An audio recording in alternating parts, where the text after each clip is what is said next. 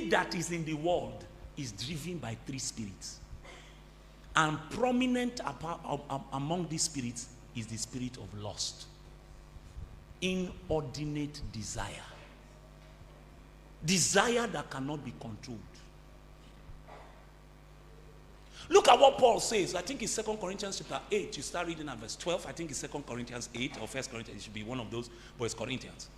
He says that if eating meat will cause my brother to sin, I think it's the Message or NIV. He says, I would rather die a vegetarian.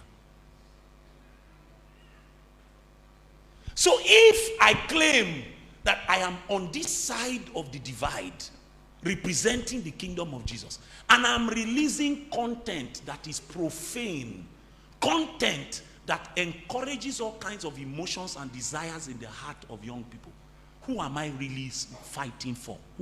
Whose side am I really on? You know, we don't want to have this conversation because hunger is a matter. You say, I have a gift. I need to use my gift to survive. Who told you your gift is for survival? Primarily, your gift is for service. If God ever gives you a gift, the reason he gave you a gift is to advance his kingdom. Primarily. Your financial status is secondary to his agenda. And like it or not, there are gifted people that will die poor. Like it or not. And your reward in heaven will not be how much your gift was able to produce for your survivor. Your reward in heaven will be how much your gift was able to advance God's agenda.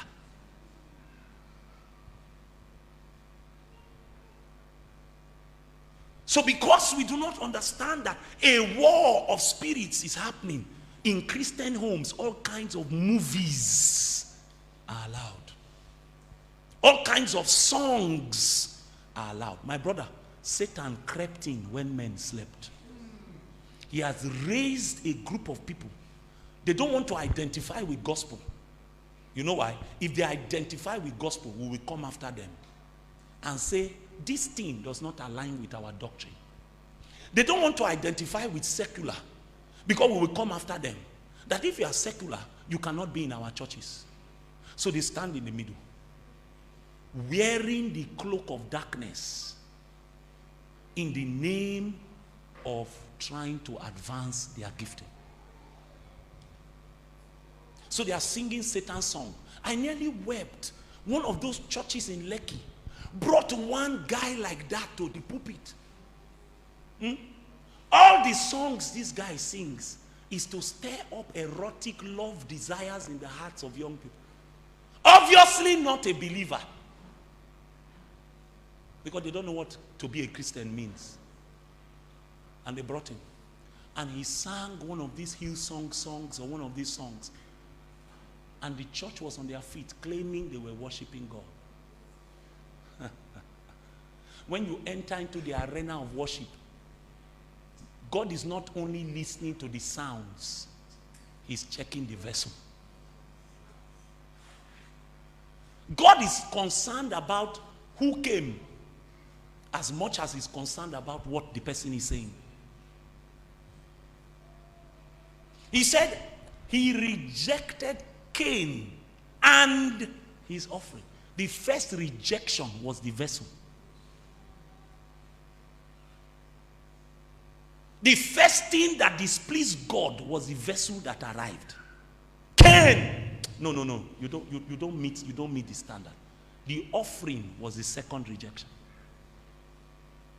You can't whitewash these things. Things that are happening in the spirit is a war between cities.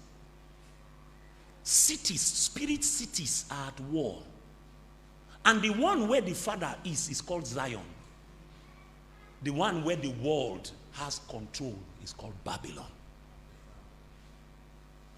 You enter into Babylon, you see carnality, you see self, you see perversion, immorality. Give me Philippians chapter 2 and verse 12. Let me build this a little. Philippians chapter 2 and verse 12. Therefore, Therefore, my beloved, as you have always obeyed, not as in my presence only, but now much more in my absence, work out your own salvation. How? Fear and trembling. Because you see, there are spirits that have gone out into the world. And you see, Satan's number one agenda is to make sure that he doesn't go to hell alone. He wants to go with a company of men. This kind of fear is not fear that makes you run and be scared of God. This is the kind of awe and reverence that makes you realize that being on this side of the divide is a privilege. You tremble because you know that if you lose it, the price is too high. You lose it, the price is too high to pay. If you've been here long enough, I have admonished you many times. See, if God gives you the privilege of his face, don't gamble with that privilege. Many men are seeking it. They've not been granted access. Those who lost it till today, some of them have not been able to recover. You know a man called Jimmy Swaggart? When Jimmy Swaggart started ministry, he was the epitome of what an evangelist is.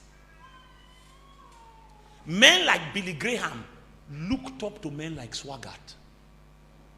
Swaggart was the SI unit of ministry. Moved in power. Moved in the dimensions of the Holy Ghost. He was a radical preacher against sin. Radical. Radical. Immorality in his day, he was the voice that God used to stab it in the hearts of men. And then Satan decided to set him up. They packaged a young prostitute. And Jimmy Swaggart went into that lady. I'm not exaggerating. 500,000 left his church. It was a major disaster in America. People openly stood and said, if this man can sleep with a prostitute, I will never serve God again. Such was his influence. That's why when you see Jimmy Swaggart preaching now, tears fall from his eyes. Every day he weeps. He weeps for what he had and what he could have had. This thing is with fear and trembling.